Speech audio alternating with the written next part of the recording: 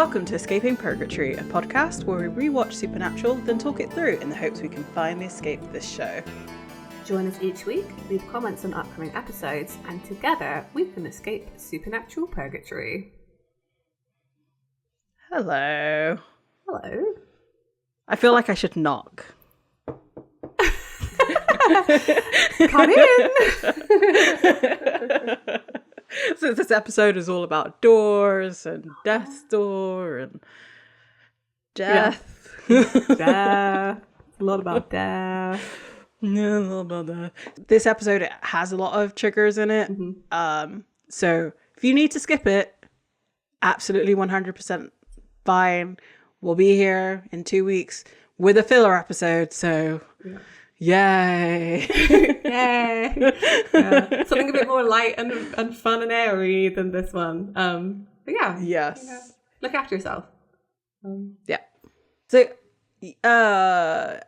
last episode, at the end of it, yes. you were talking about how, like, you don't really like these kind of episodes because of, like, it's basically a plot device, right? So you get one more episode with that person. Yeah. I actually really like the way that they did this one. And I think part of it is because I don't know about other shows because I don't, like, I think you mentioned Grey's Anatomy. Do they know that they're dead in those episodes? Because I do love the fact that Bobby realizes he's dead, like, straight away. Yeah, I feel like in other shows it takes them longer. I do think they know in this episode that it's a trope, which is why they get him to immediately figure it out because it is funny and also in character. Yeah, exactly. Bobby is just so smart that, of course, he knows he's dead. We do it well. Yeah, you know, he's not stupid. Whereas I feel like if this was Sam or Dean, it would at least taken them like a couple more scenes to work it out. I'm sorry to say this, but I think it would be Dean that would take the longest. Yeah, I think so too. He's been dead the most, though. Yeah. I don't remember. I don't think this ever happens to him again, so we would never know. If he immediately like, damn it. Yeah, I mean, so it did happen, in season 2? Yeah. And he knew pretty quick. Yeah, I think they maybe do just have too much knowledge for this to work as a trope. It was also different. So they decided to go different route with this one as well, though. Yeah. Because Dean was in a coma too, but he was in the real world. He was a ghost. Whereas they decided to go inside Bobby's memories rather than him be a ghost. That's interesting, actually, to be fair. Like, why the difference? Maybe it's the fact that because it was affecting his brain so much. Yeah. Yeah. But yeah, that is a good point, actually. Like, he wasn't astral projecting like Dean was. It was all internalized. And I feel like they kind of go that way. No, I don't think they go that way. Because when Dean essentially kills himself to go find a Reaper, in what season? It's later on from now. He also astral projects then as well. Well, he did it in season 6 too. Yeah, that's what I mean. So it's interesting that Bobby didn't. I think that's the thing. Yeah. And the only other person who's lived through their memories like this was Sam in his wall breaking, like, psychotic break. Where it's not psychotic break, but kind of is. Yeah. So maybe it's a mind thing because you know he got shot in the head. Like, he did get shot in the head. Thing. I don't know. Yeah. It's an interesting choice. I did enjoy it. Like, I know I said I didn't enjoy these kinds of episodes, but I feel like we so far have been introduced to Bobby Singer. I think this episode lets us understand him a lot more. It does, yeah. Yeah. And then that's it. Like, we're like, yeah, we finally understand you as a character, and now you have to go for like the next 5 or so seasons, maybe less. I can't remember when he comes back. But it's not him. We talked about that too. Yeah, you're right. Him. No. So this is really it. And I mean, there is some ghost stuff, but there is. Yeah, that is big spoilers because this is what this episode was all about. Yeah. Though, okay, and we do technically see him. There's like some normal ghost stuff, and then there's like the additional ghost stuff because like he's in hell, right? And then we see him in that episode the episode that will not be named. Oh yeah, at the end, yeah, he hadn't. So it's interesting in this memory, you know, the beer that he hands is the correct beer. Yeah, just saying. I did check the label. It's the correct beer. They do it. I mean, maybe I should talk about it when we get there. But they do. There is a conversation that the Reapers having. 'Cause the Reapers aren't supposed to tell you, I don't think, whether you're going to heaven or hell. But this Reaper is like, wink, you're going to heaven, right? Yeah, yeah. Well, so he does though. He doesn't. Isn't it punishment for the boys that he gets dragged to hell?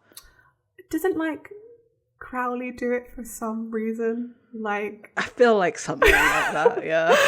He's like, yoink. It would be Crowley. I feel like that's a thing. Oh, I can't remember. I know there's a bit where he gets sent up again. But you're right. I don't know if we should call this out because it's so much spoilers for Bobby. But I mean, I don't know. Yeah, there definitely is a reason. I feel like it's Crowley. He just does it just to like be a bit of a dick, maybe. I can't remember why. No, I'm pretty sure it's heaven. I'm pretty sure it's heaven and all of them messing like Metatron. It's Metatron, surely. It's surely Metatron. It's something going, yeah, you're right. Heaven are like, no Bobby Singer for you. Yeah, exactly. Yeah. Because you're connected to the Winchesters and we hate the Winchesters. I think you're so right. And there, to be fair, there are other episodes. I lied as well. There are other episodes of Bobby and I'm pretty sure they have like a heaven breakout at some point. And that happens. And I feel like Bobby's there maybe. Anyway, probably, yeah. They continue to just get Jim Beaver back because why wouldn't they? Exactly. Yeah. So, yeah. Do you want to introduce the episode? I know we kind of skipped way past that. So this week, we're on season 7, episode 10, Death's Door. A direct follow-on from last week's episode where we saw Bobby got shot, or it was implied that he got shot in the baseball cap. Yep. Do you want to get into the episode and Let's do it? Because we did a lot of we didn't do that. In terms of preamble, this was actually a pretty short one. I know, we do it a lot. It's okay. I think this one's going to be really hard to talk about because it's very choppy and very jumpy and it's all happening in Bobby's mind. So, yeah, bear with, I guess. And there isn't like, because it's a character that ends, there isn't so much character development around. Like, we know that Sam and Dean are going to be sad. Like, there's no way around right, that. Yeah. The reaction from Dean is quite extreme, I will say that. Yeah. But at the same time, not really. Yeah. And, like, what we learn from in terms of Bobby's past doesn't really affect the future of Supernatural in terms of the Sam and Dean because they don't get to witness any of that. So yeah, and it's just a plot episodes, and I feel like plot episodes we kind of don't really have much to expand on. I know. Let's try it. I feel like I might have some things. Let's do it. Yeah, sounds good. So the recap is actually very, very short. Or it felt very short because this is majority of the things that we saw last episode. Yeah. Though it actually starts with Edgar, yes. which I thought he was going to have a bigger role in this episode. Because it shows like his introduction, like the Edgar getting gooped. What did we say it was? Slime? I don't remember what we said. Slimed. I like that. Leviathan taken over. Yeah. And then his various deaths that he's had, or like attempts at his life. Yeah. It's also, there's a couple of dick jokes. Of course. Dick is coming. I was like, gotta get the laughs in while you can. We see them bibbing the doctor from last episode, and then Bobby getting taken from the rooftop, Sam and Dean storming the warehouse, Bobby seeing the plans that they have, and then eventually being shot at by Dick as they're driving away in the van. Yeah. And like you said, there's a direct follow on, and now Sam is actually in the back with Bobby, and they are just panicking. Yeah. Like, so much. Oh, Sam's trying to wake him up, and like Dean's there, like, is he dead? What's happening? And Sam checks for a pulse, which eventually he finds. And Dean's trying to like tell Sam how to do first aid, and Sam saying, I know how to do this. Just get us there. I'm guessing, I'm not sure who Dean calls, but he calls somebody and just says, give me the address of the nearest trauma center. Maybe just the operator. So I guess he... Yeah. Which is funny that, like, I don't know if you've noticed this, but it's the same hospital that Lisa and Ben were in. It's the same set. Oh, I didn't notice that. That's interesting. I mean, obviously different, different and stuff. Yeah. Ooh. Yeah. I was like, it's so distinct. I was like, why go for this anyway? It's okay. It is what it is. I know they're limited on where they can go, but it drew me out of it a little bit, and I was just like, damn it, because this was such a good emotional moment. Yeah. Stupid brain details. There you go. And Sam is just like over Bobby, like telling him to hold on. Yeah. And I guess with accelerating too quickly, the van like tail whips, and then it goes to the title card. And that is the beginning of this episode, which is wild. And just to reiterate the point that we made last week or last time, this episode came 3 weeks later after the last one. Can you imagine sitting through Thanksgiving dinner thinking, what happened to Bobby? Right. And then the next episode is not for another month after this one, and you're still thinking, what happened to Bobby? I know. This is so mean. I can't believe they post these out like this. That is so cruel. Honestly. So cruel. Yeah. So we get like this, I don't even know what to call this shot. Like, they do like a bullet time into Bobby's head. Like, it comes out of his head. Oh, out of his head. Out, whatever. So it goes out first and then it goes in the second time. It was weird. I didn't. Yeah. Okay, fine. Do your weird CGI. Just fine. So, and they're back at the beginning of the last. Well, not at the beginning of the last episode. It's like in the middle when they're in the forest finding Phil, and they all say the same lines. Like Dean's like, "Well, I guess we found Phil." And Bobby's immediately says, "This isn't right." And Dean's like, "Yeah, no, there's a corpse up a tree." And he's like, "No, something bad is about to happen." He should have so said, "I have a bad feeling about this." They make so many sci-fi references. Like, anyway, yeah. But it was Sarah Campbell who wrote this one, so her references go over our heads. Oh, go over my head at least. Yeah, go over mine too. She does the deep cuts. She does.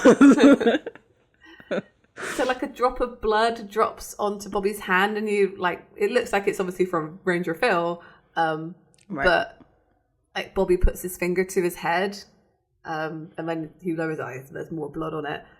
He's like, "Oh, something's bad's maybe already happened."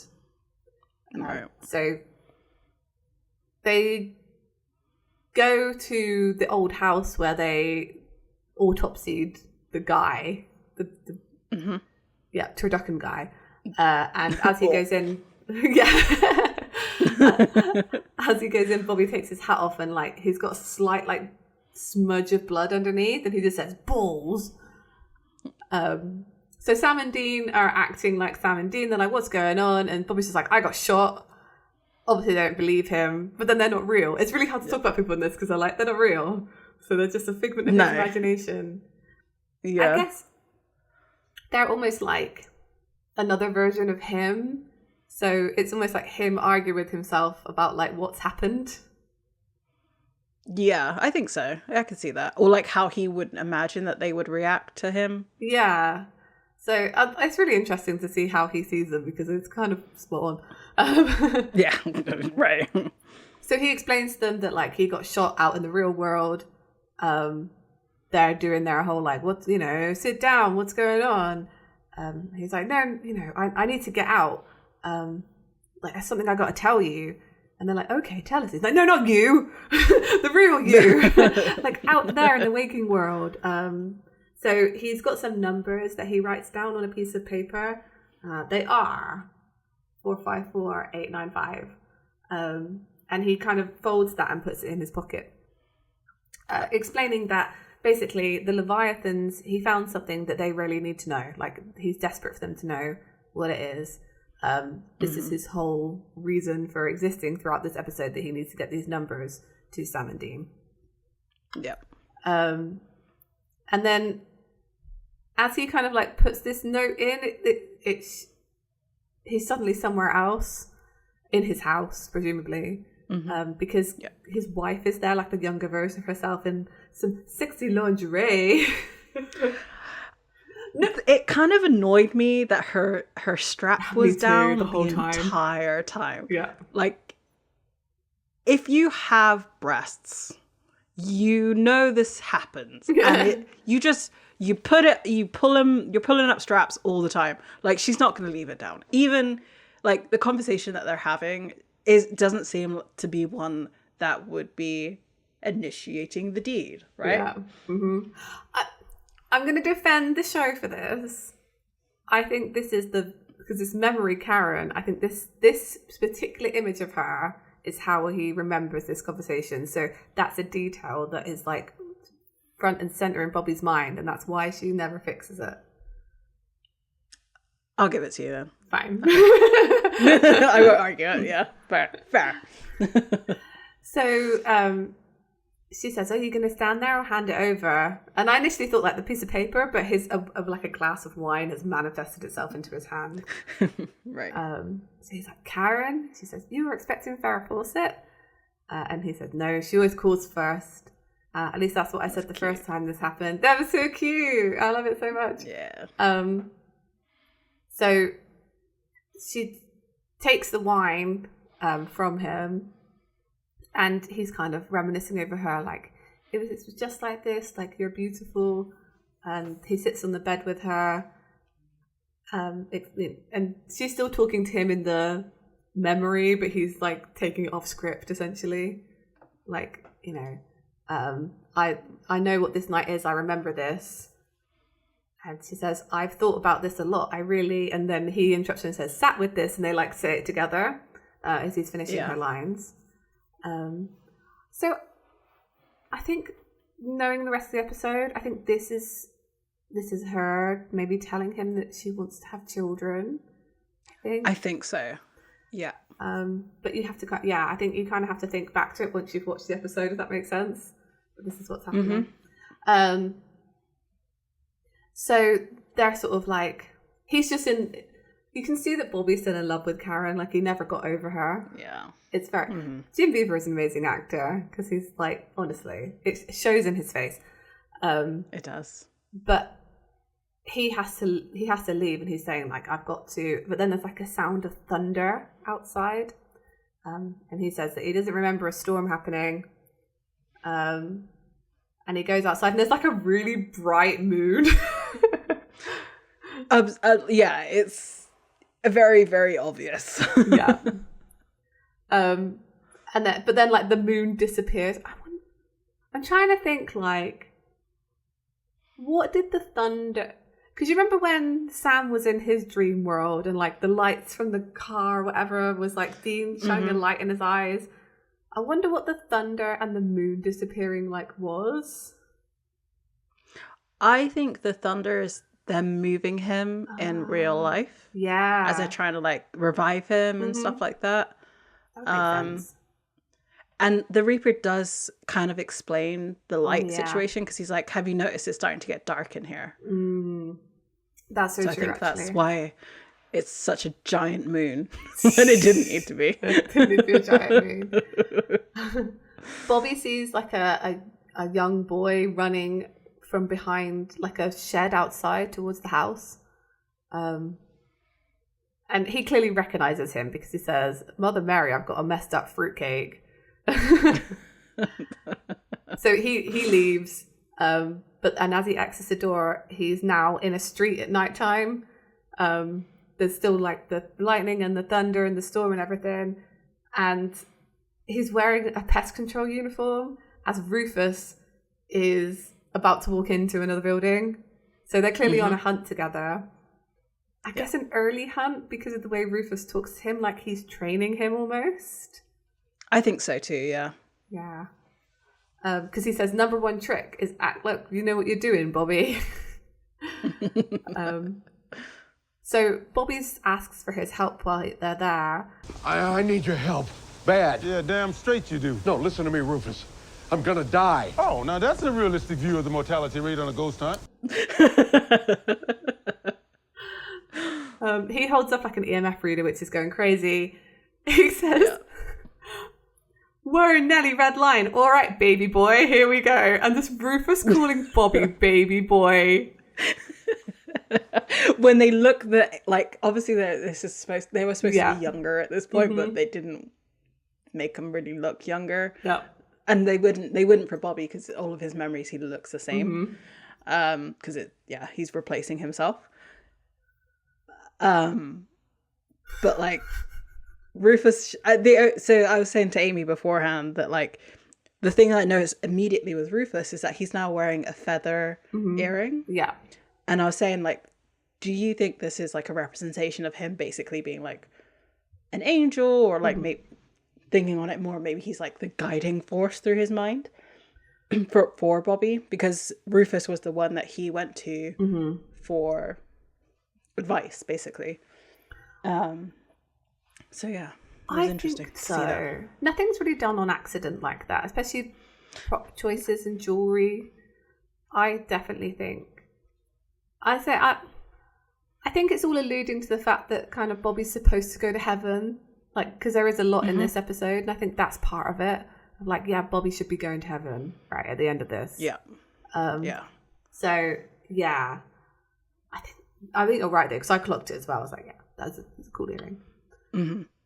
And that, I mean, there also seems to be a bit of there's a push and pull, right? Because there's Rufus, who's the like good with the angel earring, but then you get multiple times as well in this episode where he's being told that he needs, like, God is angry with him and he needs to be punished. Yeah. So I'm wondering if it's just like if there's like the influence of like like I don't really say his name because he's an asshole, but like the Sandman situation and like Lucifer situation or stories where you choose which one you go to, essentially. I've always thought this in Supernatural that they lent into this idea, and I think at the end of this episode Bobby overcomes the fact that he's not good enough to go to heaven.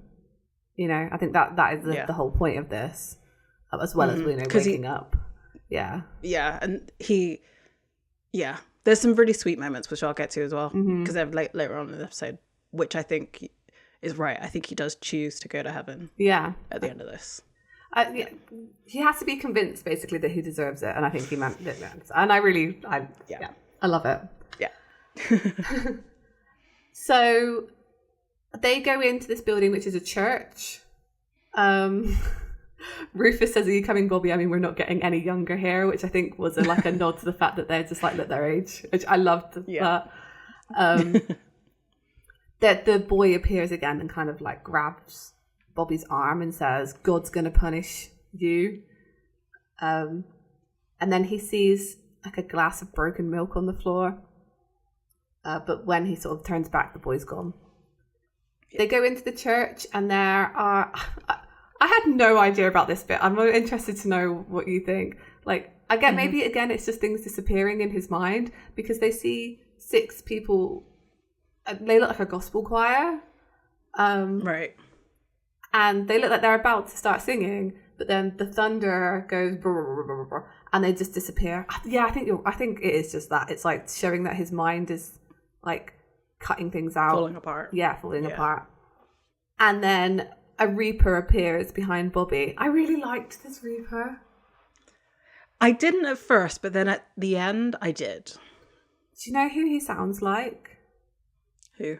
The Brain from Pinky and the Brain.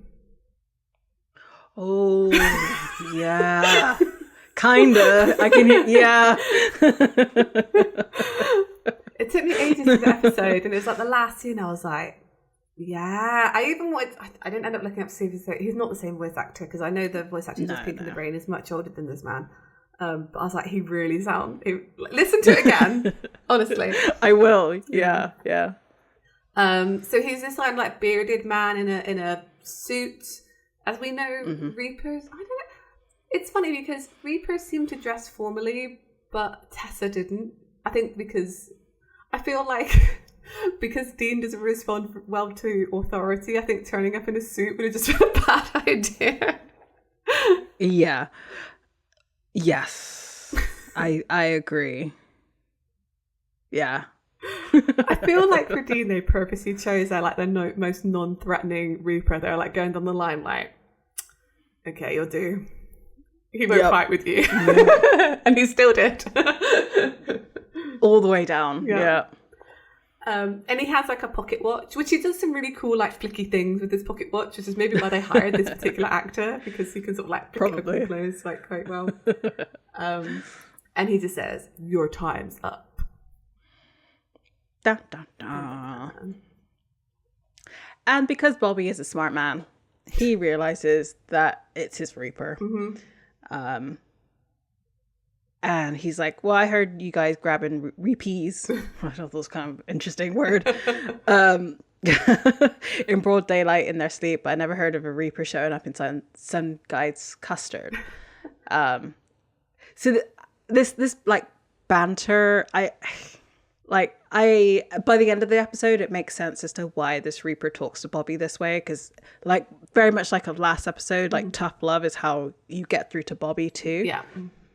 And this is like Tessa wouldn't have worked with Bobby. No. Billy definitely wouldn't have worked with Bobby. No. So I think this Reaper was for him because he could get through to him to say like, no, look, this is what you gotta do. You know. Yeah. Yeah. Sorry, were you gonna say something? No, sorry. Yeah, no, you're right. He's really straightforward with him. Just like, this is what's gonna happen. There's that and Bobby is the same. Which you're right, which is why he responds to him, I think, well, in the end. Yes. Yeah. Because the Reaper just says, "You're in a coma, genius. This is what happens. I climb in your custard and fish you out." I wish he'd made like a dessert joke, but I don't know what like you could say instead. But anyway, that's okay. Yeah. And the Reaper's like catching on that like Bobby's going to try and escape. And he's like, "You're not going to do that."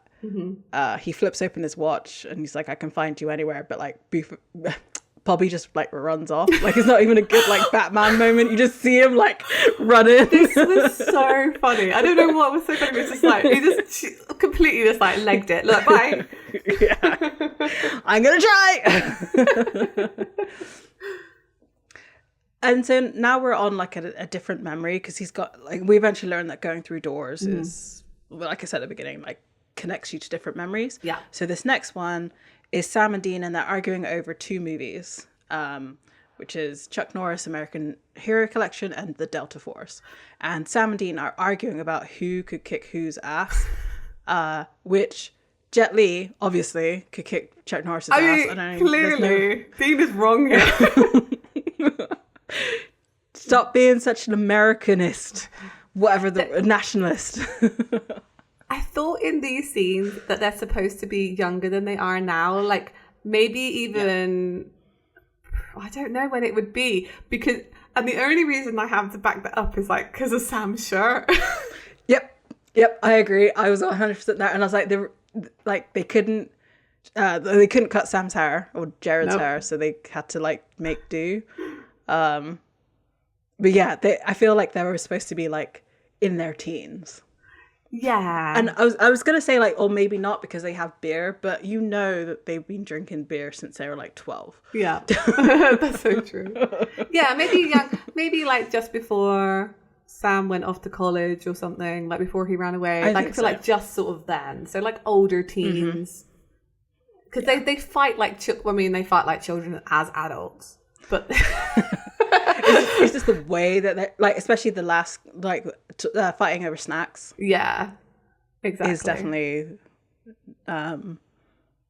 like they still fight over snacks now, but like it's less so. There's a convention question there to ask Sarah Gamble if anybody ever gets her to do a convention of like, what age did you intend for Sam and Dean to be in Bobby's memories? Yeah. Yeah. Yeah. So Dean is trying to justify that, survival is the only criteria. And he tries to get Bobby's attention, or opinion. And Bobby starts to walk towards the kitchen and they see a woman who I at first thought was supposed to be Karen. I was like, wait, like this is not right. But then I realized Bobby's home is his home. Like it's not just like he bought this house. This is like a family home. Like he grew up in this house, which makes them losing it or him losing it like 10 times worse. Right? Oh, 100%. This is like, his ancestral home. Also, like, a little bit messed up that he still lives there. But I guess also... Yeah. And this is coming later. I wonder if he stayed because if he left, he was worried what he did would be found out. He's also very practical. Like, I feel like he rationalized it to a point where it's like, well, I have all of this space. I have to get rid of bodies on a regular. Yeah. Let me keep this space. And also in this episode, it's shown that he has actually good memories here too with Sam and Dean and like forming an actual loving family in this home. Yeah, but he chose to keep the house before he knew them because he got married and then they never bought a house together. Like he still stayed in his family home where all these bad things happened. True. I don't know. There's this... It's almost like... I feel like Bobby's a bit of a hoarder, right? I think he has trouble letting go of things. We see that with his books and stuff like that. And I think that's part of it, of why he never like moved out of his family house. Because why would you? It's perfectly good, you know? Right. Yeah. And all his memories are there. Why would you go? But you are so right. Him losing it all. I don't think they ever really show Bobby's like reaction to that. Not even here. We just get like, oh, well, I have copies of copies of copies. I always plan for this to happen. But then I wonder maybe after Karen and once Sam and Dean came into his lives, whether he became less attached to the idea of his possessions and realized maybe they weren't as important as people. It could be that, yeah. Yeah. Yeah. I feel like we got more emotion than from him losing his dog, which is fair, but losing his dog over losing his house. I think so too. But I think that's how it should be, though. I know it's devastating, but again, like it is possessions. I don't know. But then, I think that the two things are both definitely really difficult. Yeah. I know. Bobby's a very interesting character to me, and I feel like we didn't get enough time with him. We did not, even though we've had a lot of time. Like they decided to build out his character too late. Yeah, I think that's it. Like he just starts off as like a mentor, and then they decided that he was going to be like a surrogate father, and that's when we became interested in him. And they're like, no, now he's got to die. Now he's got to die for no reason. Yeah, I mean, there probably is a reason, and the reason is Dean's character development and Sam's actually. You do see that a little bit in this episode. Yeah, like is there like a trope term? Because obviously you can like fridge women, you know, but is there like a term for fridging your dad? Because it happened to them twice. yeah I was thinking more like this is the breaking point for him, because he starts to really like dig into his hand, so but no.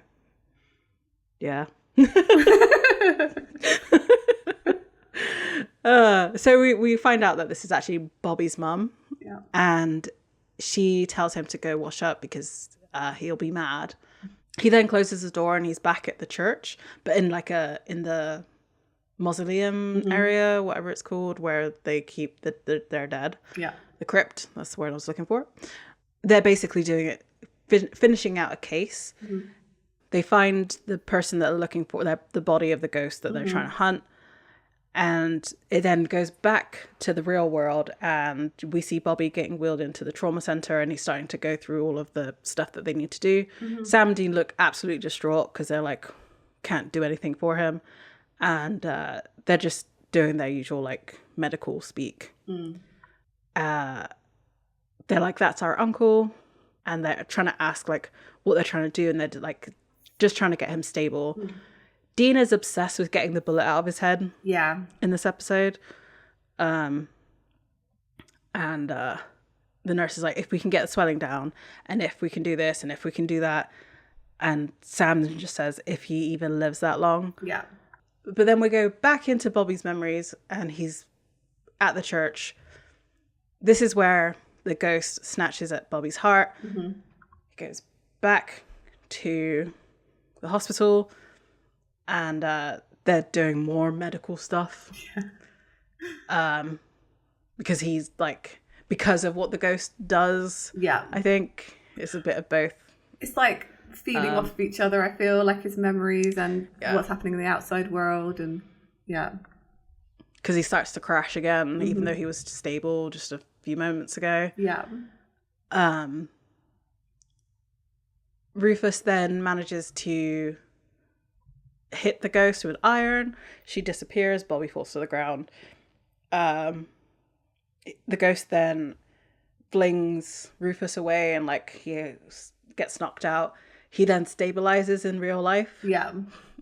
Because he manages to kill the ghost. He burns her with a like blowtorch. It all works out. So, it all works out in the end. And Bobby's like, of course, when I need you, it's like the job is the memory of the job where you almost got killed. Yeah. But that's what he did need. It worked. It turns out he did. So perfect. Yep, exactly. Yep. So we're back in the real world. The doctor is updating Sam and Dean. And we're back in the dream world. Anyway, we're back into Bobby's head. He's outside the hospital, and he's like, where am I now, basically? And then the same boy that he saw earlier, he then like calls him over and like questions him. But the boy says nothing. And he's like, wait a minute, I know you. And I was just thinking, like, how does he not recognize that that's him? But I think, like, I don't think he has many pictures of himself as a kid. No, because I'm thinking, like, if I didn't see pictures of me younger, like as like a really before adolescence, I don't know if I would actually recognize myself. Yeah, even if you see yourself in a mirror as a child, I don't think, unless you as an adult see pictures of yourself, I don't think you would recognize yourself. Yeah, I think that's why he's like, I know you, but like I don't know you. Plus, it's like the 50s, right? You don't take pictures that often. No, it would have just been like probably school pictures, if anything. Yeah, family events and stuff. But yeah, and as we learn in this episode, he did not have the best family life. So I would imagine that they spent money on their son. Yeah, precisely. Yeah. So this is when Rufus gets wheeled out of the hospital, and it looks like he's gotten the nurse's number. So good.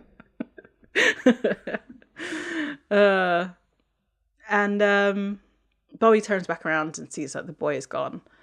Bobby is like, okay, so this is when, you tell me about your near-death experience. I need you to tell me about your near-death experience. He's like, I haven't told you yet. What did you see? What did I see? What are you so riled up about, Paco? All right. I saw hallway, plaid carpet, the apartment building from when I was a kid. And I want it out. I'm not dying on no damn plaid carpet. No, thank you. Do you think, this is so specific, that Dean is Bobby's favourite because his humour is so like Rufus's? And that's immediately why Rufus and Dean don't get on. I think so. Yeah. Yeah, he's like, damn it, I've made a little Rufus. Yeah. Me and Rufus, we had a baby and it turned out like... Yeah. It would have been nice. Well, they did know Rufus, right? Yeah, they knew Rufus. No, they didn't. No, they didn't, because I think they'd already fallen out by this point, Bobby and Rufus. Yeah. But they, because they didn't meet him till Apocalypse stuff with the ear prints. Yeah. Bella. Bella, yeah. And then they reconciled their situation. Yeah. And then that's when they became friends. Yeah. Yeah. Because it would have been funny to have like two uncles, like Uncle Rufus and Uncle Bobby. Like, I think about Uncle Rufus would have whooped John Winchester's butt. Oh yeah. Just saying. Oh yeah. Would have whooped him. So Bobby's asking how he got out of like the situation, and he's like, "Well, I just found the right door. Obviously." He's like, "How did you find it?" He says, "Oh, simple. I went deep." He says, "Deep like old?" He says, "Deep like crap you don't want to think about. So you bury it, you shove it, other crap over it, and you never go there ever." I do think it's interesting that you have to go to your worst memory to get out. But this is supernatural, so I'm not also surprised. It's supposed to be hard, I guess. It's like a test. Yeah. You know, you have to confront yourself in order to wake up. Yeah. Yep. And Bobby's like, okay, great, I have a plan. He's like, oh, so what is this all about? It's like, well, you know, I've got to find the right door to get this to Sam and Dean. And he shows the paper. You know, I'm in a coma right now. And Rufus is like, get out, like, whatever. He said, no, I got shot in the dunce cap. I'm dying. And he says, unfortunately. And he's like, well, I'll be a prima ballerina. Bobby, wait, Bobby, are you telling me I'm just one of your better memories? Cute. Yeah. And Bobby's like, would I make this up? And then there's the thunder and shaking and stuff like that. And then he's like, okay, we got to go. And he brings Rufus along for the adventure now. Yeah. Yeah. And so Rufus is... So for a moment in this episode, I was thinking that Rufus was the Reaper, like just transformed, because we do know that they can take any form that they want. That's why Tessa looks like Tessa. Yeah. Because isn't she like the model of the beer? That's right. That. Yeah. Like, there's some advert or something about holidays. I can't remember. There's something. I feel like that was it, or there was another. Anyway, I could be mixing it up. So I at one point as well, I thought that's what it could have been. But I do think it is just Rufus from his memory. Yeah, I think so too. No, but then Tessa was like guiding people. So I'm going to stick with it. I think Rufus is actually the Reaper the entire episode. Maybe that's what's indicative of the feather earring, because Reapers are angel adjacent. Yeah, why not? I think you're right. I never really thought of it that way. But 100%. He gets to sorry. He gets to explain like how to get out to get his message, and basically he's guiding him to have finished business. Yes. You are right. Because this Reaper is so on Bobby's side through all of this. He's like, he even says to him, like, you've done enough, like, it's okay. And then he gives him chance after chance to go with him. He even says at one point, like, this is your last chance, and then gives him another chance.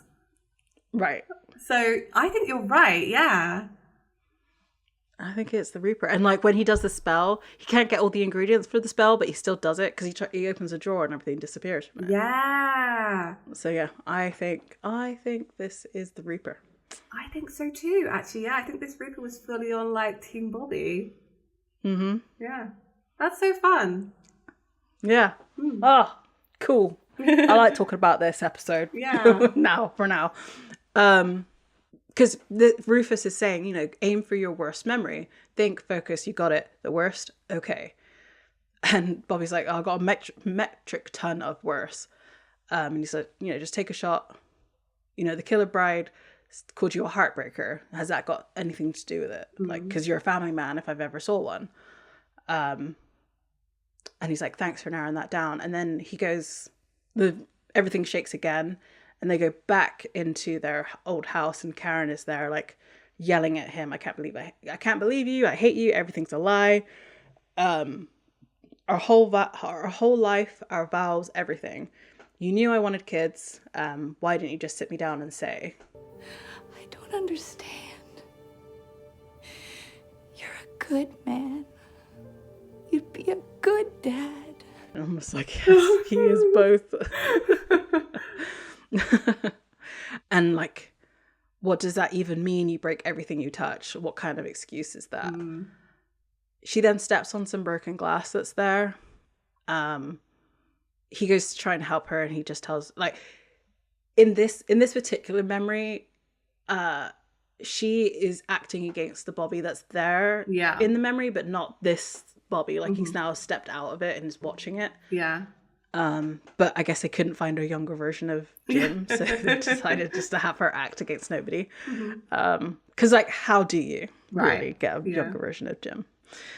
And he just said, like, she starts crying and tells him to go away. And it's like, I'm so sorry. Like, I never stopped being sorry. And I believe that. Like, that's why he became such a good dad to Sam and Dean. It was in her memory, I think. I think so, but I think he is less like that too. Yeah, it's that too. Karen is partly right, but then it is also his complete right to say that he doesn't want to, like, have children. It's a really difficult one. It's a really hard thing to navigate in a relationship generally. I think they showed it really well here, because she's trying to say that they did have that conversation before they got married, and he was, like, fully on board, and then his mind changed. And stuff like that can happen in a relationship. That's true. Yeah. Yeah. But the thing is, what makes this worse is, like, this is the thing that made her be able to get possessed. 100%. I thought this was really interesting, just so, like, the circular nature of this, because she says, like, what do you mean you break everything you touch, or, like, and then she cuts her foot on a broken glass, and we know that a broken glass is central to Bobby's memory of why he thinks that everything he touches breaks. And then as her foot is bleeding on the bed, she says to him again, "You broke my heart." Like, it's just, you can see how Bobby's memories are all, like, intertwined with each other in this. It makes me wonder if she even, like, cut her foot. She probably did. Because there was, like, a wine glass or something, I think. Because I think so, it's directly going on from the previous scene, because now she has a robe on. So they had a conversation about them having children. He was like, no. And then this is the fallout of that. Probably the wine glass got, like, thrown or dropped or whatever. So probably, yeah, you're right. Yeah. Oof. Yep. And then Bobby goes on to say, biggest regret of my life, this fight. You'd think it was when I had to stab her to death. But no. All through that, I was thinking, we never got to get past this. Which I thought was so, Bobby, you're breaking my heart. With a line like that, like, I knew, because I said it also last episode, that, like, Sarah Gamble knows how to, like, dig the knife in certain situations, and this is definitely one of those where it's just like, because that's what you would be thinking about, because they didn't talk after this. Like, they didn't talk for 3 days, and it caused her to be possessed, which means they never managed to talk about like. And I'm sure what had happened was, because Bobby thinks he's such a bad guy, he said something out of anger, but actually he did want children. It's just at this moment, he just needed another conversation, because he's a guy. Blanket statement, you can't really say that. But, he's a guy. And I think if he had explained, so she says, like, well, what does that even mean? So he clearly didn't explain any reasoning behind the fact that he didn't want kids. Like, he doesn't explain to her about his family. And the trauma around that, and I think that is a big problem. Sometimes people do. You have to sometimes give people your reasoning, even though it's hard to talk about, because especially someone you're supposed to be close to, like, a partner. It's hard. Like, I really like this because I thought it was really human, and it really fleshes out Bobby, because he's like, he doesn't talk about his feelings or why he feels the way he feels, and like he clearly does still have a problem with alcohol, despite everything. I don't know, I liked it a lot, and yeah, Jim Beaver's a good actor too, so it helps. yeah, exactly. Then again, this last sentence of saying, like, if I had known, I would have said anything she wanted to hear. It's like, you can't also do that either. Like, you do have to be genuine in your thought, because then you end up having kids and, like, not really wanting them, and then it becomes a problem. Yeah, that's the thing. People do regret having children, but then you have kids you have to look after, and nothing you could do about it then. This is a memory thing though, right? So of course you would. Seeing her here, shouting and yelling at you, knowing she's going to get possessed and die, like, yeah, you probably would say anything. Yeah, exactly. And it's just one of those things that, like, hindsight, right? That's all it is. It's not like that he would have done this, but not really. Yeah. And they could have I feel like they could have got past it, Oh yeah. Absolutely. And then again, this is more signs pointing to Rufus being a Reaper, because he's like, Bobby, hey, try the door, like, now. And he says, thanks, Rufus, and he opens the door and steps into the light. So out of the light, they're now in a park, and Bobby's like, balls, because I didn't go out. Rufus asks what year it is. He's like, 89-ish. Bobby's like, what's it matter? I'm stuck in eternal friggin' sunshine. Rufus says, stinking man, you look pretty good there. You must have drank less. And we see a younger only in that he's wearing a lighter coloured jacket. And like a turtleneck. Yeah. We see younger Bobby and a young Dean. Oh my god, I love this scene so much. Yeah. It hurts my heart like so much. So Dean's like, hey Bobby, where are we going? Because Dad says I'm supposed to practice with the double barrel. John Winchester. So Bobby's like, we're going to skip the guns today, and he throws him like a baseball catcher's mitt. He's like, today you're going to throw a ball around, just like a regular snot-nosed little jerk. And Rufus says, for a guy who'd rather break his wife's heart than give her a baby, you make a hell of a nanny. Yeah. And he's just like, shut up, we need another door. So they see, but like in the background, there's like Bobby and young Dean like throwing this ball back and forth. And Dean remembers this too. Like, yeah. What got me thinking though is like, where's Sam? I think he's supposed to be in the playground that's behind them. He's still like a baby, right? Because he's probably like, well, he might be like 3 or 4. Yeah, I think this Dean probably about 8. So yeah, maybe like 4. Actually, we could literally figure it out because it was 89. Oh yeah, and at 89, Dean's what, 72? I have no idea. I can't. I'm gonna say, I don't know. If I'm right, that's sad. So Sam, no, he's 80. Is 83. Yeah. So he would have been 6. Why can't I do math? 5. 4, 3, 2. No, 8 is because 89. So yeah, he would have been 6. Yeah. So yeah, I mean, and so that would have made, let's see, Dean. It's 4 years, so 10, right? Is it 4 years? Yeah. I think it's 4 years. Yeah. So 79. Yeah, it's 79. 79. Why did I say 2? That's way too old for Dean. I knew that. I did know that.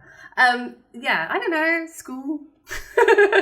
Maybe he's at school. Maybe he's at like wherever 6-year-olds go for daycare. Is that a thing? I don't know.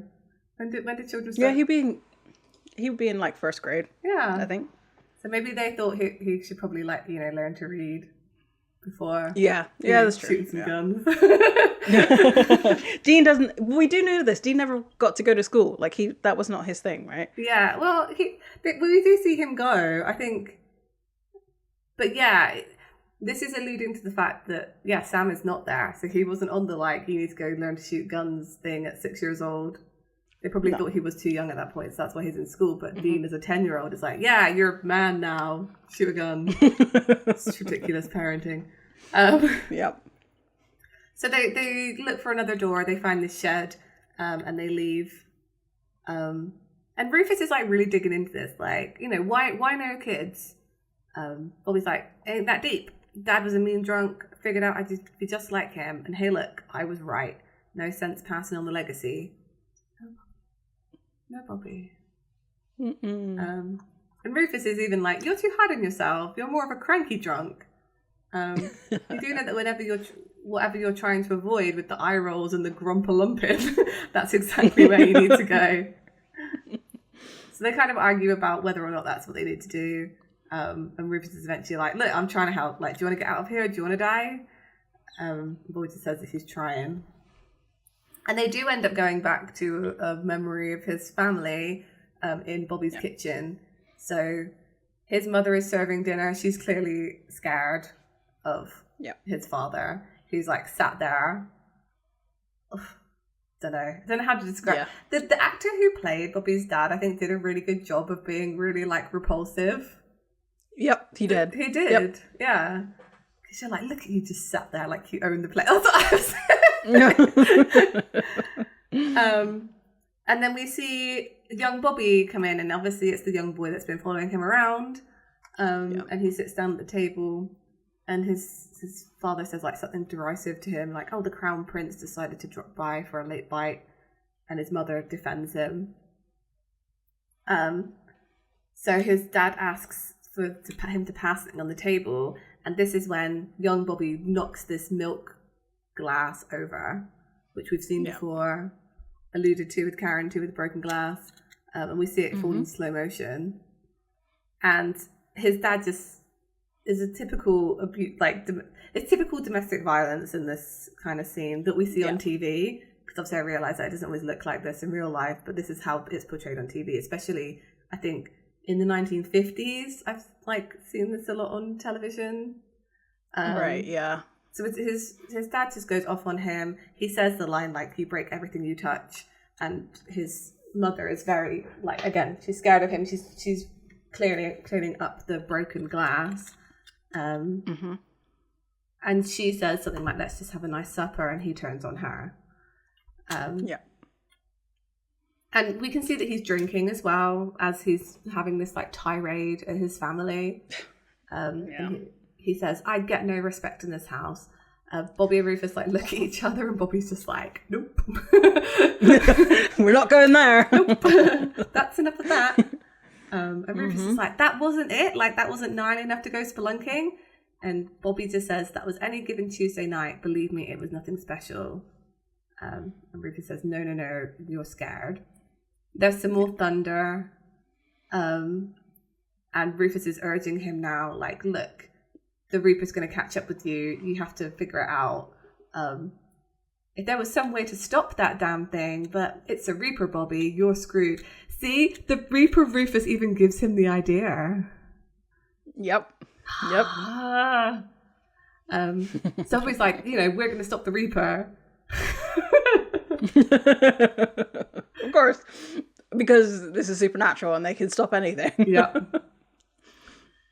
So we go back to the hospital, and the doctor is talking to Sam and Dean, explaining that basically he's stable, but they just need to like wait and see. They explain that the bullet didn't shatter, that it's affected one hemisphere of his brain, so which are positive things, but like they don't want to give them any hope. Right. And he's like, right now it comes down to him. I'll keep you updated. And we see this kind of guy in the suit, like watching them, which is real creepy. I felt. Yep. I did feel this was creepy. I do too. I'm not really sure what this was supposed to be, whether it was just like something to get him outside to have his next confrontation, or if like, is this like, because Leviathan are out there, is that like, was he one of them not realizing who they are, even though they probably would know? I don't know. There was something about him lurking that like, I think it's because, and this is a trope of medical shows. It's like brain injury, organ donation, and it happens in like a lot of like Grey's Anatomy and stuff. Because obviously, yeah. So I think that's what it was trying to show. This guy's like almost like an insurance agent when you've had an accident, but he's like, yeah, ambulance chaser. Yeah, kind of like that, but working for the organ donation people. It doesn't put organ donation in a very good light here, I feel, either. Yeah. So it was strange. I just feel like after that episode with the sisters, like with where the kidney transplant, that like this kind of gave off the wrong tone.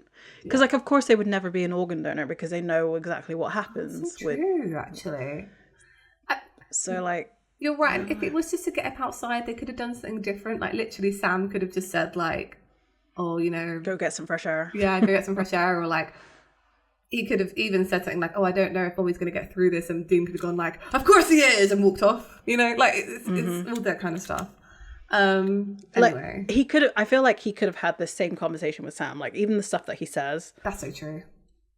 Yeah. Yeah.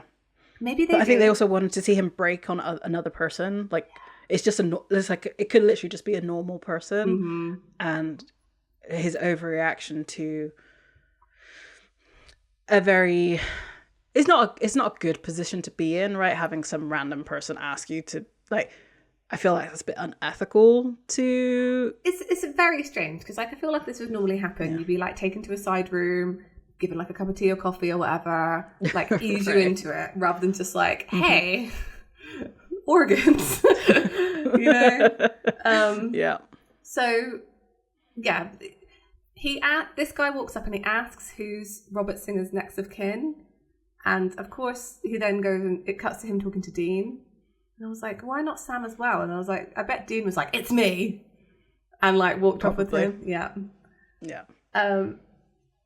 So yeah, he talks to him about organ donation because it's like a limited window, blah, blah, blah, blah. And Dean's just like... I'm going to say this once. He's not going to die. It's one bullet. He's going to be fine because he's always fine. This is Dean's mentality. I guess it's sad for him in this. It's it's a lot. So he gets super angry with this guy. He's like, what are you doing here? Like, why are you talking to me like he's gonna die? Huh? I do my job. Do your jobs. Save him. Of course, they're doing everything they can.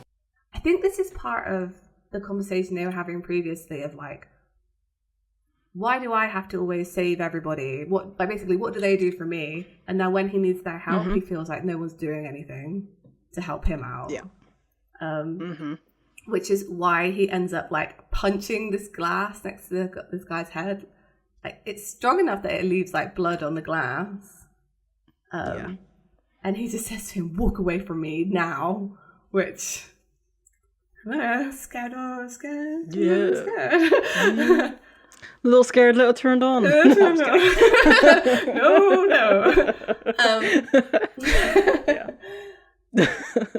I think this is a very Dean typical reaction. I think we've said before that when Dean gets scared, he gets angry. Yes. And I think at this point in the series, he knows that now, and he's self-aware enough that that's why he goes and takes a walk. Yeah, pretty much. He's like, I can't actually hit this man because he's not like there's nothing he can actually do right now. But I am too mad to sit here and talk. I think like 3 seasons ago he would have punched this guy. I feel like we have some character growth. You know? Yep. He's also like, I can't even imagine what he is going through right now. Like he lost Cass 3 months ago? Yeah. Not that long ago. And now he's about to lose Bobby. Like he doesn't want to come to terms with that, but it's very possible that he could, which I think is why Sam can accept it much faster because he was close with Cass, but there was also this whole like, did you bring me back wrong? Yeah. Kind of thing. So like, I bet Dean is thinking like, who's next? Is it going to be Sam? Like, who's it going to be? Who is the universe going to take from me next? And it could well be Sam because of his whole Lucifer issue. So he literally has lost everything. There was Lisa, Ben, Cass, whatever that situationship is for him, his car, Bobby's house, now Bobby. Yep. He's literally one by one losing everything. And we know these things are very important to Dean and his identity in himself. Yep. Like, he doesn't know who he is without these things. And also, I mean, he lost his face for a moment as well in slash fiction. Yeah, he totally did. So, yeah, even that, like... So it's been a lot. I feel like he was almost entitled to punch this guy. I mean, it wasn't the guy's fault. I'm proud. Yeah. I'm proud of him. Not punching him in the face. Taking it out on inanimate objects. Yeah, instead of people. And they don't get thrown out the hospital, which they could have done. So yeah. I love this next bit. I really enjoyed this. Me too. I really enjoyed it. Yep. Oh, to be threatened by Dean Winchester. Right? And like, Dick's reaction is so good too. So like this smile on his face. I can't tell if it's like admiration or disgust or I don't know. I can't read his face and I love it. it is what it is, right? It's a mask. And I think that's what like the actor who plays Dick does not get enough credit for this. Like that is, considering half his face is in shadow for this scene, to solely mouth act this like smile. It's almost like a mannequin smile. I think it's so good. Mm-hmm. So Dean sees a black car parked outside the hospital, and he's like, "Dick!" He's like, "Dick, you come on out, you dick!" He said, did you come here to finish the job? Well, come on, right here, right now, out in the open, you and me, Dick Roman. He was fully ready to like go toe to toe with him outside the hospital. Right, and it's because he knows that Dick Roman can't do anything because he is so famous. Because people start taking out their phones, right, at this point. Oh yeah, we see like 2010s like phones trying to film people. And I was like, were people doing this at this point? Like, I guess Vine was a thing. Yeah. So yeah, and also like you can tell it's 2010s because now people don't turn their phones horizontally anymore. They keep them vertical. I do because I'm old. But yeah. Yeah, me too. Yeah. Maybe that's the real way to see old people these days. Who turns their phones? Yeah. So he's like, deciding to jump a famous person in or upside, you can kill me right now if you want to see it online. Yeah. Dick taunts him back and he's like, "You should go check on that friend of yours. You can't be feeling too frisky right about now. I'm a very good shot." We're coming for you. And not just to hurt you, to kill you. You understand me? Come on, Dean, I can't be killed. You're gonna wish you could then. ooh! Oh. I know I said it as a joke earlier. I was like, a little scared, a little turned on, but no, this is not even a joke now. Dean says that's some conviction. You'd really crush it on the motivational circuit. He said, "You're either laughing." Oh, I love this sign so much. I kind of want this on like a t-shirt, but like I don't know in what context I would ever wear it. Like you're either laughing. Any context? Yeah, any context, or maybe just like motivational poster in my like cubicle at work. Right. So he says, "You're either laughing because you're scared, or you're laughing because you're stupid. I'll see you soon, Dick." And that whole together smile. I think he is a little bit scared. Yeah. But I think he's also really admires Dean. Yeah. Like, you're facing up a creature that you don't even know how to kill. The person that you would ask to do the research to find out how to kill the thing is dying. Mm-hmm. And yet you're still up in this guy's face being like, nah, you're going to die. Yeah. I'm going to find a way to kill you. And even if I can't kill you, you're going to wish that you could die. Yeah. Honestly. And the thing is, like, surely Dick must have some level of like, well, this guy did, he did stop the apocalypse. Yeah. Yeah. Maybe I should be like this a little bit more worried than I am currently. I don't know. Well, I mean, the problem is though, with all of these like ancient creatures, because Dean and is human, therefore is so beneath him. It's like, oh, he did it before. It doesn't mean he can do it to me because I'm me. Like, and that's always the ultimate downfall, right? Is they underestimate them. So I love that for them. You know, that they do eventually get the stab dick. So back to Bobby in his house. It's nighttime. He's looking for stuff, but occasionally when he goes to look for things, like the shelves are empty or the books are blank, something is going on. He's explaining, like, you can't stop a Reaper permanently. Only their boss can do that, and we don't want him involved. He eventually finds, like, what he's looking for, which is a cross in an old cut-out book. He's like, Sam and Dean have run up against these suckers a couple of times, 3 times, picked up a few tricks, enough to slow them down a hair at least. Rufus is like, okay, let's work for some mojo. Yep. Back at the hospital, Dean's getting a coffee. I swear I've used that exact same coffee machine with like the little flap that you get the coffee out of, and they don't really exist anymore either. I don't think so. I think they've kind of upgraded it since then, because I wouldn't imagine they're very hygienic, like just because of the coffee, like just sitting there for. Oh no. So he goes to see Sam. He lies to Sam here. So Sam asks, like, who was that guy? And he's like, you know, just some insurance. And he does tell him that Dick Roman was out there. And Sam's like, what happened? And he's like, oh, you know, nothing. It was just a friggin' staring contest. That was it. What's the update? And I'm like, Dean, that was not. That was it. Sam's going to find it on the internet. Yeah. It was a dick measuring contest. It was.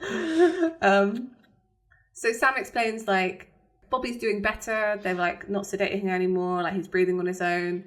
And Dean's, like, trying to be optimistic. Like, yeah, that's great. Great news. And Sam is very much more pragmatic. He's saying, like, you know, it's good, but it's not amazing. Again, Dean is obsessed with when they're going to take the bullet out. I feel like, from Dean, he feels like if they can just get it out, he's going to be okay. I think that's what it is. Yeah. And that's why he's so fixated on that during this. And Sam explains that they're not going to try it because essentially where he's been shot, it's like dead. So he's got brain damage.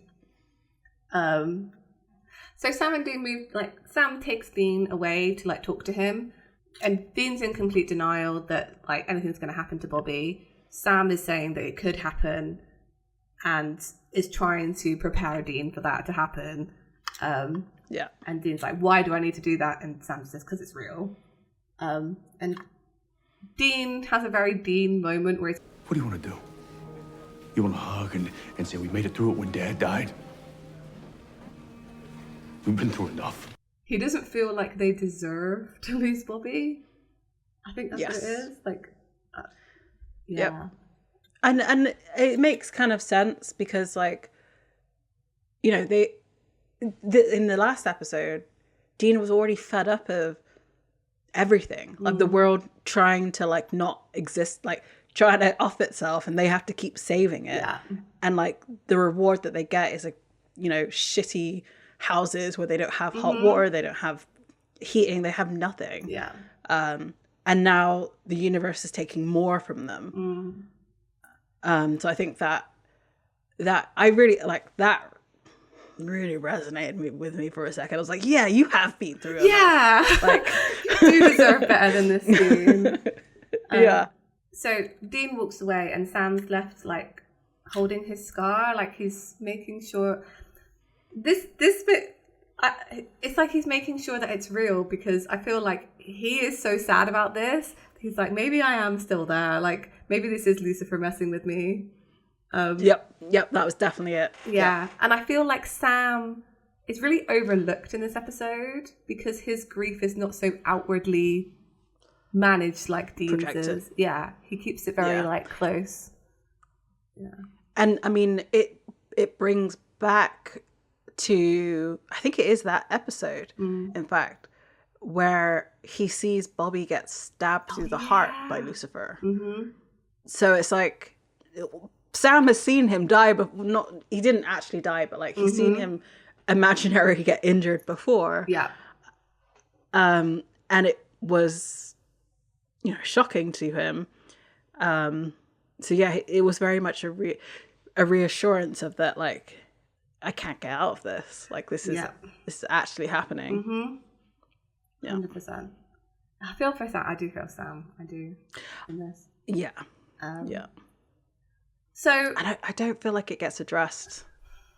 Like I said, Dean's anger and grief is always so loud that I think often Sam's gets overlooked by even people who are close to him. Yeah. Yeah. Yeah. That's why we always say, like, you should just check on people, right? Even the quiet people who aren't saying, like, I need help. Sometimes do. Sam is a good example of that. Exactly. Yeah. Yep. Back at Bobby's house, then, they're still trying to find stuff, still coming up empty on some things, but eventually, and while he's doing this, in the background, we see the younger version of himself that was throwing the ball around with Dean on the phone with John. I really love this as well.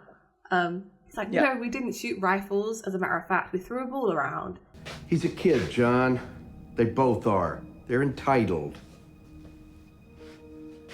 Yeah, I know I ain't their dad. And he, like, hangs up and, like, throws the phone. Yeah. I was like, oh, yeah, I'm glad. It's nice to see Bobby, like, having it out with John a bit. I mean, so I'm guessing that this was the conversation that broke their friendship. Like, because there was a time when they stopped seeing them, and it was because of something like this.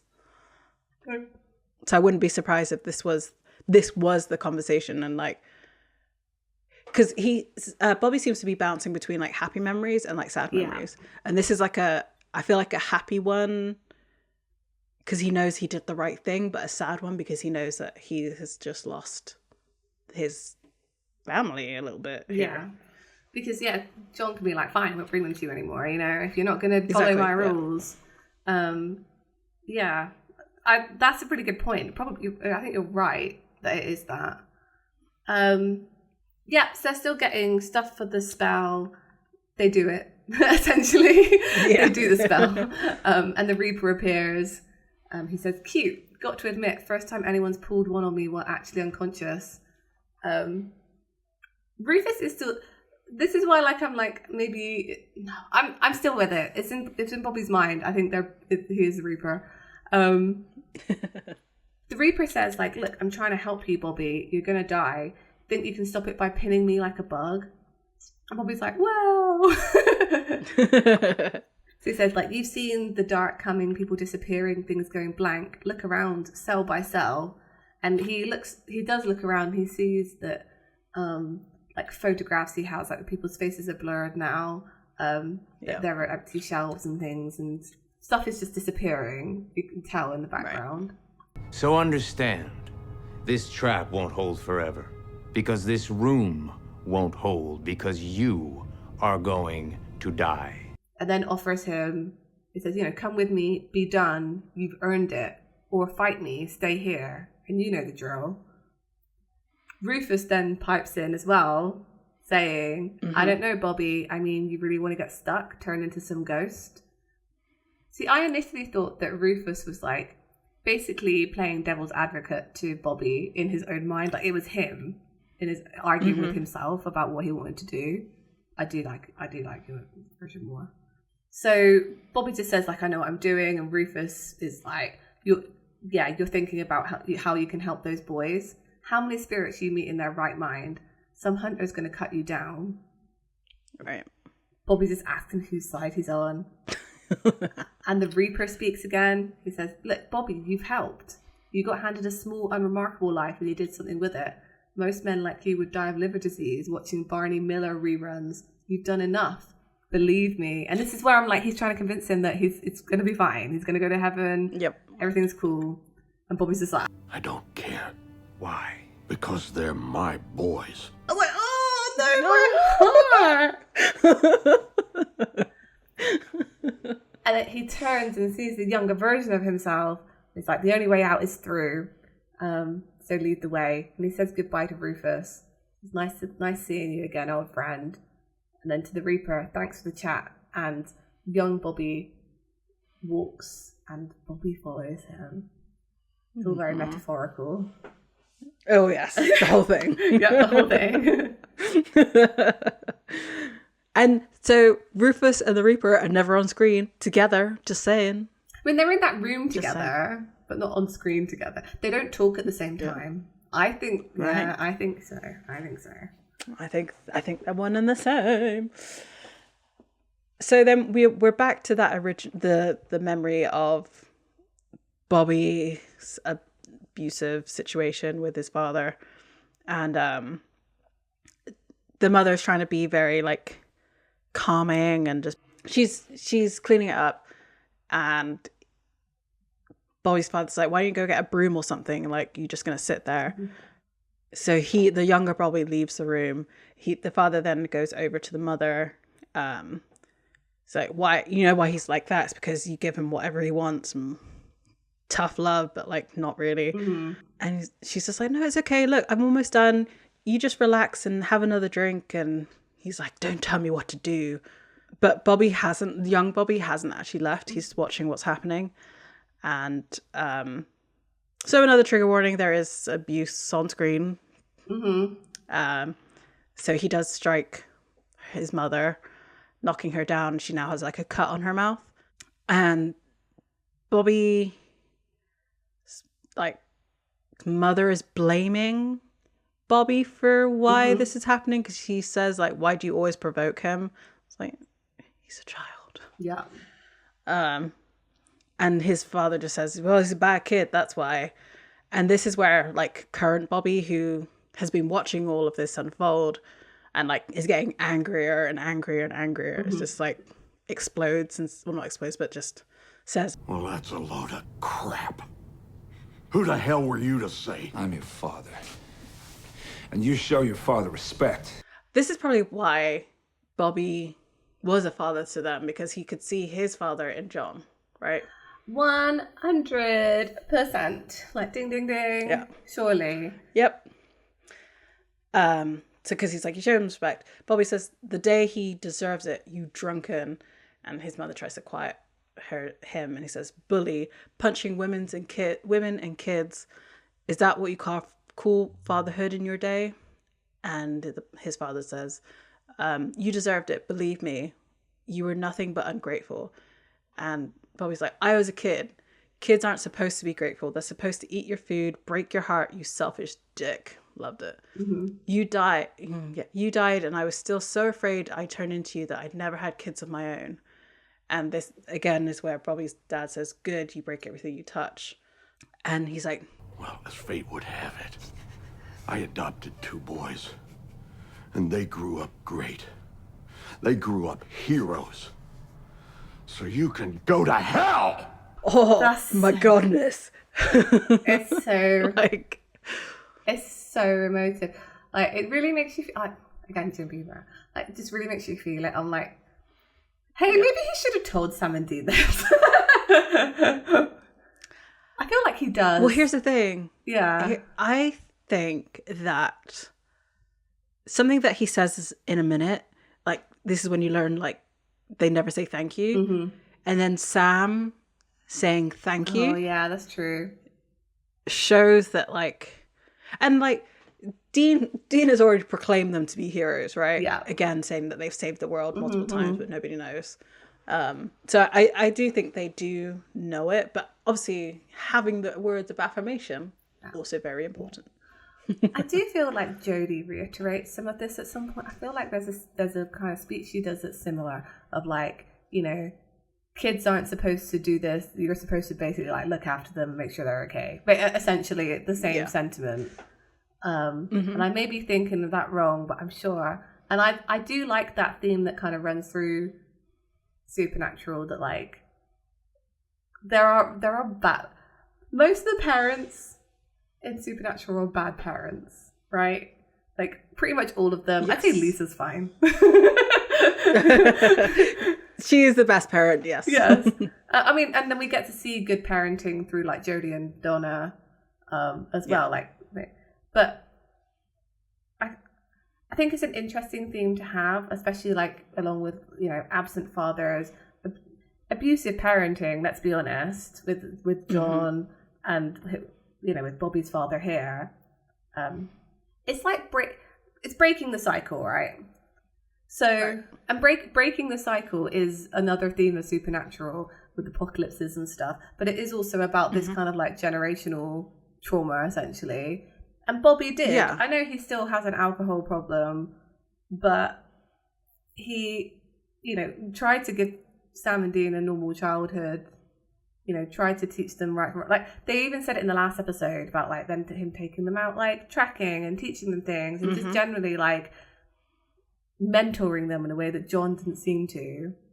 So he did, you know, he did manage to break that cycle of his father. I think him realizing that is a really good moment. And I do think we do. I'm going to say one good thing about the finale. Can't believe I'm saying this. Is that seeing Sam raise his own kid as well. Is it also him breaking that cycle of John as well? But then it's not, because he still became a hunter, right? Yeah, I was going to say the exact same thing, that like he almost breaks the cycle, but I mean, is it does he become a hunter, or is it more just like you need this on your body to protect you? Yeah. I don't know, because we don't get enough make it clear you broke the cycle in the show about breaking cycles. Right? I agree. Yep. You know? Yep. Because there's two shots I'm thinking of, right? It's the one where you see his son and he's got his name on the overalls, like, and he's running around. Yeah. That is showing that he's having some sort of childhood. Yes. And then obviously when he's older and you see the anti-possession mark on his arm. And you're like yeah. What does that mean? Because that's all we get. What does it mean? I'm going to say maybe he probably isn't, but like, fine. But again, make it clear. And you get Cass as well, you know, breaking out of a cycle, literal sometimes with Cass, where he's getting like brainwashed over and over and over again and breaking out of that cycle. Right. And also the cycle of taking orders from like God and everything else. And he has the whole like moment with Chuck. I like breaking cycles in this show about breaking cycles, and this is a good one of those. Yep. I agree. So then we're then back into the hospital, and they're going to transport him because he's getting more and more stable, and he's showing signs of responsiveness. And the nurse says, you know, if you want to go talk to him, now is the time, before like we take him away and he could essentially go on the operating table. Yeah. So they go towards the room. We're back in Bobby's house, and his mother has been hit a few more times by his dad, because it's more like she's got a bloody nose now and on her face. And she's trying to apologize to appease him. And then young Bobby appears and just tells him to stop it. And he's standing in the doorway with a rifle. And his father basically taunts him, saying, you know, you're not man enough to do that. Like, you know, you think you can deal with, you know, leave this to the adults. I'll deal with you later. And as more abuse is about to happen, Bobby shoots him. I forgot this, like, Bobby lore. Me too. I did too. And like, they did this on purpose, which I don't really like, because he shot him in the same spot in his head as Bobby got shot. Yeah.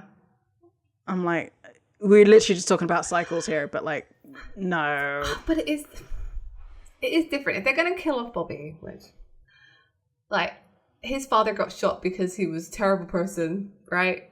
He got shot by his son, whereas Bobby got shot, like, basically trying to get information to his adoptive sons, like trying to save them from whatever was coming. So they did both get shot in the same way, but for entirely different reasons. And I think maybe that's what they were trying to show here. It's kind of, it's clumsy. I agree with you. Yeah. Yeah. Yeah, that's all I'll say on that one because I don't really have anything else to add to that. But yeah, fair enough. And this is where the sentiment that we heard earlier from young Bobby to older Bobby was, God's going to punish you, and this is Bobby's mum telling him that. So that's where that came from. Bobby then goes to his younger self and reassures him. Oh my goodness, like the way that I, again, resonated with this. Yeah. You just talking to your younger self and being like, no, the decisions you made in life are actually okay. Yeah. And like, you get to where you need to be in life and like, you're good. You're good. Yeah. You may not be happy, but you're good. Because Bobby then says, you did what you had to do. This is where you learn that they pretty much never say thanks when you save them. So yeah, I feel like this is really important because clearly his mother is not grateful to have, and obviously at the time it kind of like, if you think of the context of time, if it is the 50s, well, she's just lost her, the moneymaker of the house. Yeah. So like, yeah, of course, like she wouldn't be particularly pleased with that. Despite the situation. So, yeah, that's why those situations were so hard to get out of, because like, yeah, you also lose your finances and your home and all this kind of stuff, and it's, need better protections. Yes, they certainly did. And now still, I'll say that. Yeah, no, yeah. It was good for a minute, and then things started to fall apart too fucking easily. That's what I'm gonna say. So the Reaper is now there, and it says, you got the only genetic case of bullet in the head I've ever seen. That's not true. I'm pretty sure lots of people have also had the same kind of like deaths in families. I guess so. Come on. But like, this is quite specific. I guess. Yeah. Well, being shot on the head. Yeah, okay, fine. Shot on the head. Not in America. Maybe in England. Maybe. I guess like geographically, some things are more likely. So there's a bright light coming from the kitchen, and the Reaper's like, not so fast, and it's like, again, he doesn't actually chase after him, but Bobby just runs to the door. Yeah. We're then back at the hospital. This might, you're gonna have to take over from me on this because I don't know if I can get through this next bit. So Sam and Dean are with Bobby, and the nurse is like trying to take him away, but he suddenly wakes up. Like you see him kind of move his hand and things. And Sam notices. He's like, oh, hey, Bobby. And he says to him then, like... Just... Thanks. For everything. Mirroring what Bobby just said, which is like, they never say thank you. But Sam knows. Sam knows what Bobby did for them, standing up to John, all this kind of good stuff. And just generally. Bobby's very, like... insistent that he wants to like do something. So, and Dean's there too, by the way. Like Sam's next to Bobby, but Dean's there too. And Bobby can't talk, but he's like gesturing. Dean brings him a pen from the chart, and he grabs Sam's hand and writes on the palm the 45489, which is missing a number. Yeah. And as he does so, he like, it's his unfinished business. You're right. Like the Reaper's trying to get him to finish it because he's like, you can see the like contentment in his face that he managed to do this thing for them, to get them this information before he flatlines on the monitor. Yeah. He just says idiots too. He does say idiots, which... Yeah. Yes. I feel like it became such I love it because I appreciate Bobby as a character and it's very in character, but also became such like a meme. I'm like, oh no. That can't be the last words. Well, that's his I love you. That's, oh, you're it's sad. I mean, it's sad. To make it sadder. So, obviously, all the doctors and things rush in as they do. And we see, like, as all this is happening, they sort of do a close-up of, like, maybe Sam and Dean, but, like, particularly Dean. He looks so lost. He looks so childlike in this. I was just like, oh my God, this is happening. Whereas Sam already, like, I think has come to terms with this. You see that... Yep. Jensen Ackles' face acting, like, honestly. You can see the realization on his face that he's going to lose Bobby in real time. Which is wild that you can act that. I don't know. I know, right? How? This is another convention question, is how do you do the face acting so well? How do you do it? How do you do it? So we go back into Bobby's memory house, and he's taken 2 beers out the fridge. The Reaper is there congratulating him, saying, nice move waking up like that. And he says, motivation's a mother. And the Reaper's like, this is your last island. Everything else is being melted by that bullet. This is your last chance to come with me and move on. For your own good, Bobby. Let go. They'll be okay without you. Reaper yeah, man, right. So Bobby's like, last memory, huh? Guess I saved the best for last. And you see Sam and Dean, like, sat on the sofa, just being like doofuses. They're about to have like a movie night. And Bobby comes over and hands them the beers and takes his own seat, and he's just like sat there watching them, like, these are my kids, man. He looks so proud. I know. Oh, I'm gonna cry. I actually like genuinely upsetting. Dean has the incorrect opinion that licorice is a good snack. I will say that.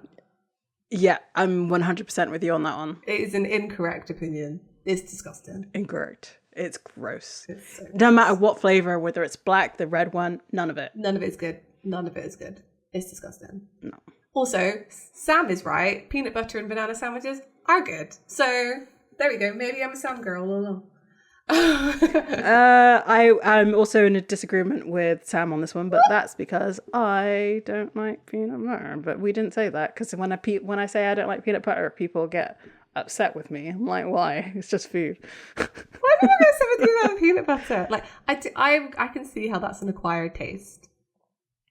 Well, here's the thing. I live in America, where peanut butter is a staple. Like, people just eat that with nothing else. They just take a spoon and eat it.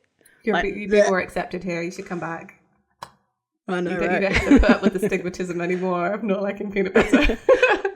Honestly, I just tell people I'm allergic, and then it gets dropped. Do you like a Snickers, though? That has peanut butter in it. No. Oh, okay, fine. If you just don't like peanuts. No, give me a Mars bar. Why would I have a Snickers when I could have a Mars? I like a Snickers. I would choose it over a Mars bar. Never, ever. Just two different people. In my life. Yeah. Unreconcilable differences. Yeah. Sorry, this podcast is now over. Yep. We're getting a divorce. We are. Hanging up our microphones.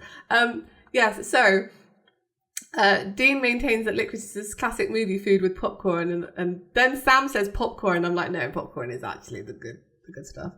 Yeah. And then as they're arguing, they like fade out. Just like Pieces of heaven. Oh yes. So Dean's like, it's like little chewy pieces of heaven. And then you hear Sam going, 2 pieces of heaven if you're a girl.